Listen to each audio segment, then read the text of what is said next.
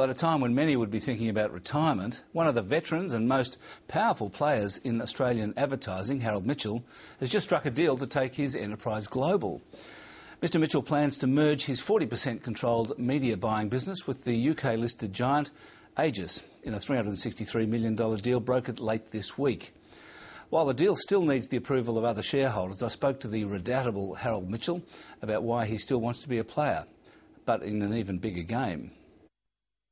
Well, Harold Mitchell, you're 68, you've had a long and successful career, made a lot of money, written your memoirs, and obviously you're too young to retire. Every time, because you're not cashing out, you're going to stick with the company and be the chairman of the local subsidiary. Not only that, Alan, I think it's an incredible opportunity for Australians and Australian family, Australian people, that we will emerge as the second biggest shareholder in what's the fifth biggest communications company in the world. It's based in England. It's $2.5 billion market cap, and I thought this was an amazing advantage that we had here in Australia. Australia is in very, very good shape. The Australian dollar is strong, and when I saw the value of the pound, 20-year low against the dollar, I thought there was a great opportunity, and we took it. So why did you go for them? You've had lots of offers over the years from all sorts of companies. Why this time, and why Aegis? Very simple. Of the six big world firms, the deal in the area that we do, WPP, Omnicom, etc., you know the names, Aegis is the one that is so much like us. They don't have creative advertising agencies as the others do. They are a pure media and now a digital firm. Our business, 55% of our business these days, the EBITDA is from the digital world, which is such a big thing.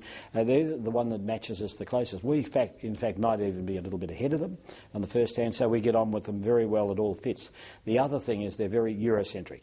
85% of their business is in Europe. They haven't been able to push out into Asia, and Asia is the big growth area of all of this in the world, because as Asia is going to be so dynamic in every way, it becomes a consumer society, and the consumer society is the one that fits advertising, because after all, that's where we fit in. People no longer want just a pair of jeans, they want branded jeans, and that's where we fit in. They're not big here. Now what this will do is it will double their size in Asia, and it will move them from number 5 to number 3. Scale is important. So how active are you going to be in the business of Aegis in Asia and driving the growth into Asia? Tremendously. I'm excited about it. I wish I was 20 years younger. I lost nearly 70 kilos, so I in fact am 20 years younger, so I've got no trouble with that. I'll be as active as I need to be in making that happen. It's an easy enough thing to do because I've had the experience of doing it, and we're very good in Australia at making these things work, and we'll be able to do it. I've got a team of 600 people. There'll be another 300, I think, joining us.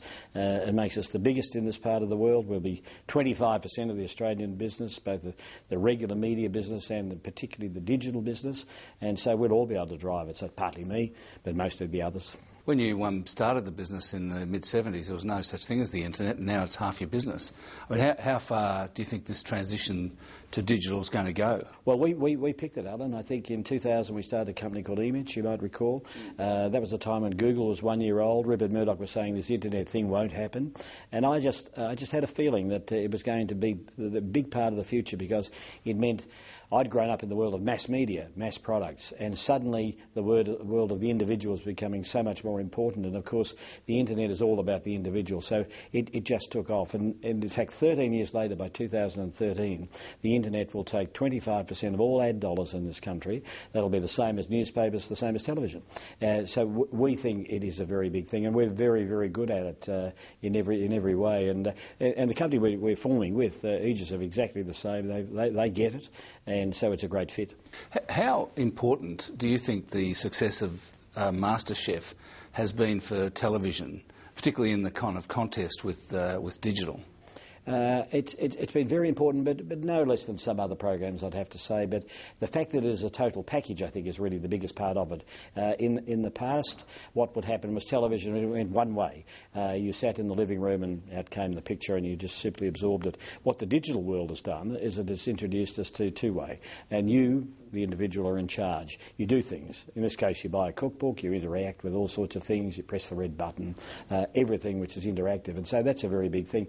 We're going to see more of it. But our company, we were one company in 1976, in 2000 almost, which was just a media buying company, because that was the world of communication.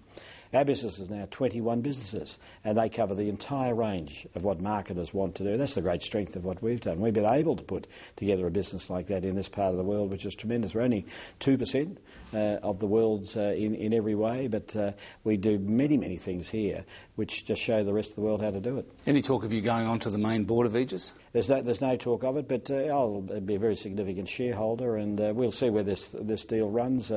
If asked, I'd happily do it. I don't mind 22 hours travelling to London every 6 weeks. Another big shareholder who's been trying to get on the board, but they won't let him on. Well, he's seen as a competitor, and that might have been a very big problem, and perhaps that was an opportunity for me if I was to perceive something that might have been in the future. Thanks for joining us, Harold. Pleasure.